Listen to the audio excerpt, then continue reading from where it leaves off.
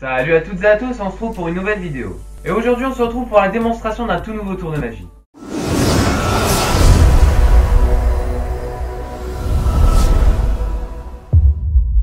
Et donc ce tour de magie s'intitule les 4 Fantastiques. Alors avant de commencer, ce tour n'a aucun rapport avec les films Marvel, les 4 Fantastiques. Et donc vous allez me dire pourquoi ce tour s'intitule les 4 Fantastiques, et bien je vais vous expliquer ça tout de suite. Alors pendant que je tourne, il y a la pluie qui tombe, donc je sais pas si vous entendez à travers la caméra, mais vraiment dehors c'est vraiment le déluge total. Non mais regardez-moi ça les gens, regardez le temps qu'il fait chez moi. Regardez dehors, c'est le déluge.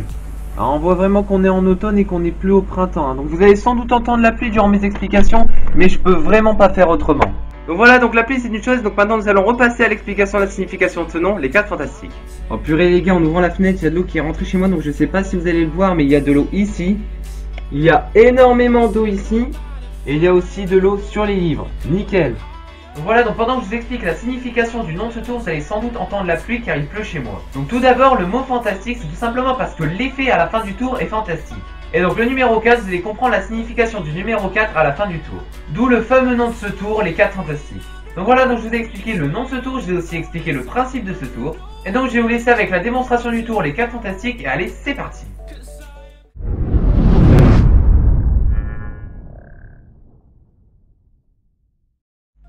C'est parti pour la démonstration de ce tour, les 4 Fantastiques. Donc pour cela, j'ai besoin d'un paquet de cartes et donc le spectateur va me dire stop quand il le désire. Donc vu que je n'ai pas de spectateur, c'est moi qui vais choisir la carte, mais bon, le spectateur pourrait choisir la carte qu'il désire. Donc voilà, donc vraiment le spectateur peut choisir celle qu'il désire. Donc on va prendre par exemple, allez, celle-ci. Voilà, donc le spectateur aurait pu choisir le 7 de trèfle. Et le 7 de trèfle, on va venir le perdre dans le jeu. Donc pour cela, on va venir couper le jeu. Voilà, on va venir mettre le 7 de trèfle ici. Donc le 7 de trèfle est toujours ici, hein. Et on va venir refermer la coupe avec le reste du paquet. Voilà, donc là je n'ai aucun moyen de savoir où est la carte.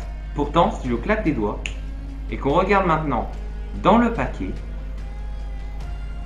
il y a une carte qui est retournée. Alors attention, je n'ai pas dit que c'était votre carte, mais le 4 de cœur ici est un indice. Le 4 de cœur signifie qu'il faut compter 4 cartes après. Donc c'est ce qu'on va faire.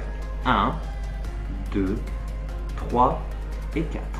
Ce serait fort que la quatrième carte, ça soit le 7 de trèfle, la carte que le spectateur aurait choisi au début du tour. Mais c'est pas fini.